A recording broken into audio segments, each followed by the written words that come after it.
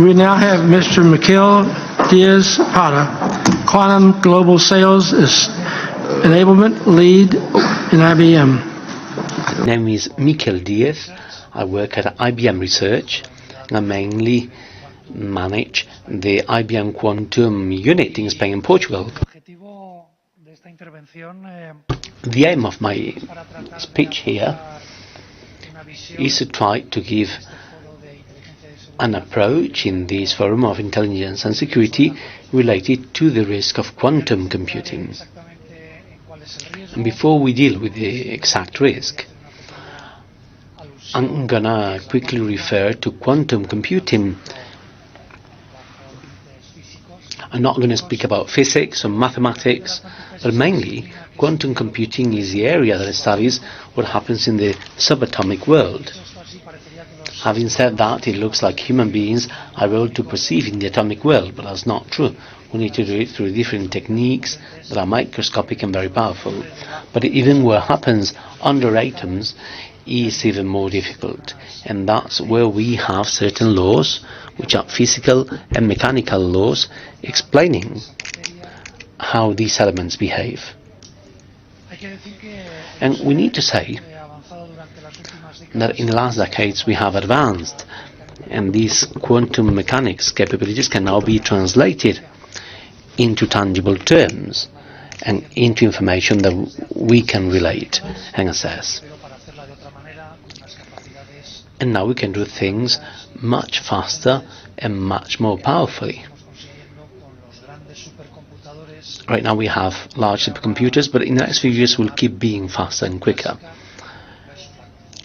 And now we differentiate between classical and quantum computing. After this introduction, I must say that from IBM we have a double perspective. And first of all, we want to have this quantum computing capacity useful. I think quantum computing has some needs to control errors and so on, but we want this to be practical. What we mean is that it should be useful. It should contribute and be useful. And on the other hand, we want the world to be safe for quantum computing. And here we're adding the why of the risk to have this quantum capability. To explain this risk, we need to speak about cryptography, which is what's present in 99% of our life. And we also need to leave some space for things unrelated to cryptography, but it's present because it's a tech and scientific basis on which our digital economy is based on. I guess we have other types of economy, but at least digital economy has an impact in all countries and industries, governments and individuals. And cryptography has been in all of our organizations, processes and tech capabilities since technology or digital technology started.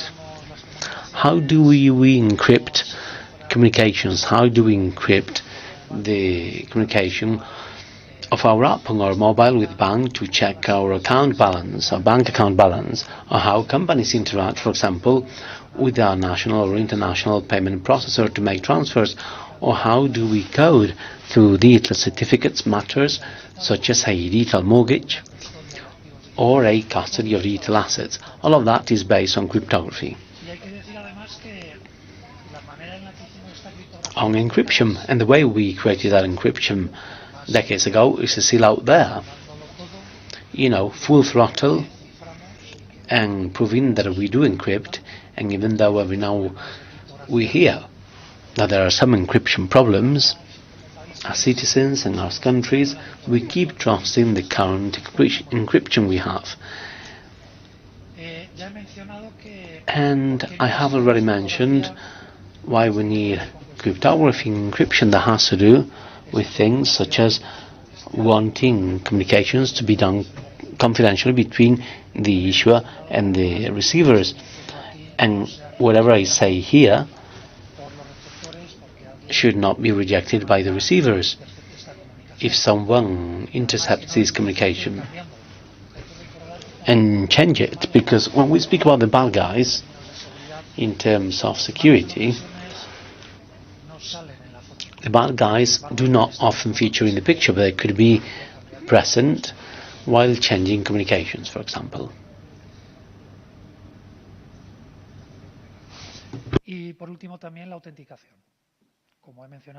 And last, we have authentication.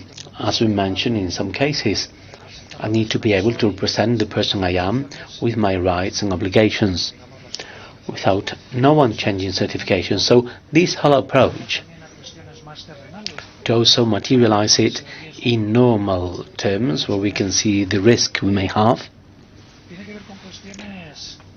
has to do with things that are not just physical but also temporary ones, or time-related, keeping critical infrastructures in our country, such as electrical or transport, such as motorways, or good transport, such as ports, or communications for air transport or others, have a certain feature, which is that the tech systems servicing them have updating cycles that are measured sometimes in tens of years, and that's a reality, which means that if we need to do some change in cryptography or encryption in those systems, that ensures that communications being made in these critical infrastructures are still secure, we need to be aware that they cannot be changed overnight, or in a week, or in a month, or in a year. The updating cycles may take many years, and you can see some cases here. So that leads us to a certain alert and pragmatism situation. And if we need to do something, we need to know when to start, because we will not finish as quickly as we might think. And here's where we begin seeing the risk of quantum computing in its facet of processing information. Quantum computing can process information, create algorithms for many applications. Some of them are related, and in this drawing we can see the white circle at the center had some sort of problem that we solve with technology, and that we know to solve with a classical technology. The ellipse on the left, more pinkish, has to do with hard problems, and like it or not, we might not be able to solve them, and we have many problems daily in our digital economy that we are not able to solve. And what we do is an approach to that, and we just live with it, and it doesn't seem to be bad. But then the blue ellipse on the left shows problems that cannot be solved, but could have had a better approach with quantum computing, allowing us to have a different modeling, for example, for the financial sector, or simulations for new drugs, or to discover new materials, or to even improve batteries, and to improve the energy grid. So different elements that we are certain will help. Apart from that, they will also help to do factoring. I know I said I was not going to speak about technical or physical details, but factoring and the prime numbers is the basis of current cryptography. In fact, current cryptography with factoring means that the key we use publicly for a communication is to be validated at both ends with private keys. And the way in which we use cryptography has been in the following way. The public key is traveling, is known, and may be intercepted, and needs to break down into single prime factors or numbers that need to coincide so that the issuer and the receiver have that private key to authenticate the public key. And this is a mathematical operation, and when we look at it in terms of breaking down number 21 into prime numbers, it's very clear that's 7 and 3, because multiplying 7 times 3 we get the key. But when we think that a key should have 619 digits, then it will be much more difficult to get the two prime factors allowing us to hack communication. So someone may say, could we have these prime numbers of a key of 617 digits? Well, yes, but we need about an extremely powerful computer working for millions of years continuously to calculate all the likely prime numbers of these key code with 617 digits.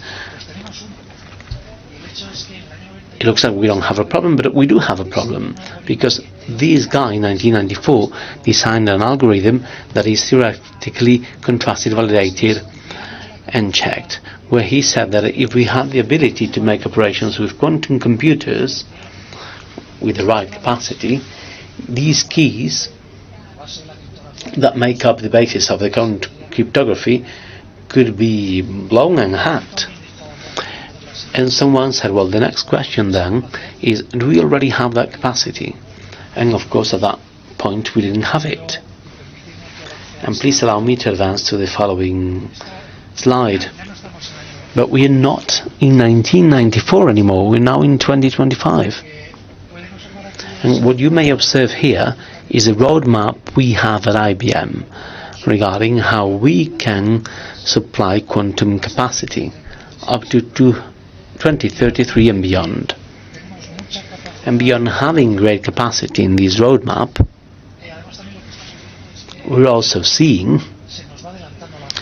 that the roadmap is getting ahead of us, because the tech advances are advancing at a very fast pace. So even though we took the most conservative perspective, it means that in the next 5, 6 or 7 years we might have quantum computing enough to check whether cryptography is at stake.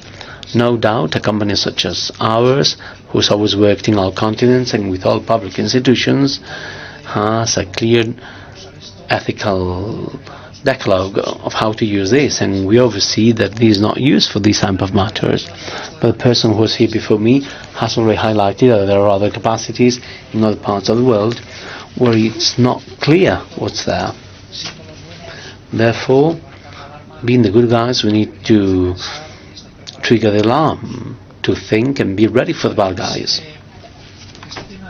Because there is an interesting narrative here that we're already seeing around the world, which is that the bad guys are already seizing information illegally. And we don't know whether they're encrypting it, but they are capturing it. And what we see is a scenario where they capture information related to assets whose life cycle may be decades. So we have the threat that someone could get this information now, wait to have enough quantum capacity and try to encrypt it later, or even forge identities with the hacking of digital certificates when that capacity exists. So it doesn't look like it may be too appropriate to wait until that happens.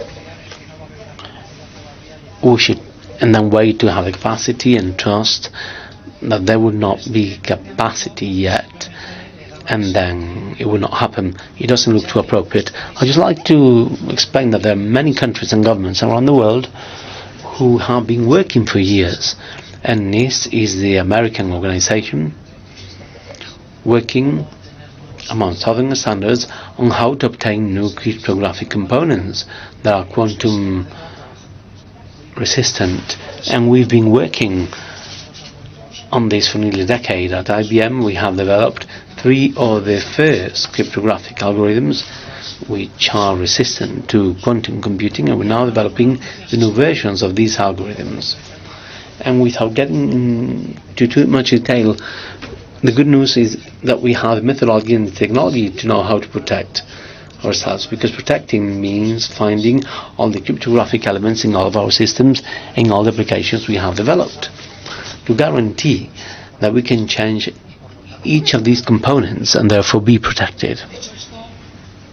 Having said this, as I was saying, there are many initiatives globally, And we have them in Europe and in different countries. And we have a European director, which is NIS2, approaching this specifically, and if I'm not mistaken, it is being transposed as a directive to different states. And it's an interesting call to see how we can approach this. And last, if you allow me, we have a series of activities that we consider, with the experience we have of working in all continents with different public or private organizations, that essentially have to do with the need to know which cryptographic components we have in different scenarios and situations. That needs to be done in a coordinated way. It doesn't make any sense, for example, that two Spanish banks protect their security when in order to make payments they need to go through a national payment provider or processor. It doesn't make sense. Or it doesn't make sense to protect the telco operators that my colleague mentioned, but regarding the individual organizations, we're not able to be protected. So we need to have joint scenarios. And we need to support these kind of approaches, such as NIS2. I am aware that we'll need to take into account all the rights and obligations, all the rights and duties of each state, but we need to do it. And we need not just to look at the software components, which is something pertaining to freaks and techies, but in all applications and business processes where cryptographies are being used to validate that things are safe. And we also need to adopt the approach that this is going to get here, and it's a threat we need to think about, just like we think of other state threats. We often hear about having a quantum code and replacing it. But a quantum code is getting a number that is even more difficult to make more complex. But if that goes to communication channels that are unsecure, then we haven't advanced much. And last, we need to work with an international perspective, because we are not an isolated state, even though globalization has taught us that there are certain matters that we need to improve. But it kind of looks that we're going to keep working globally. So these are the recommendations. Thank you so much, everyone. Thank you, gentlemen.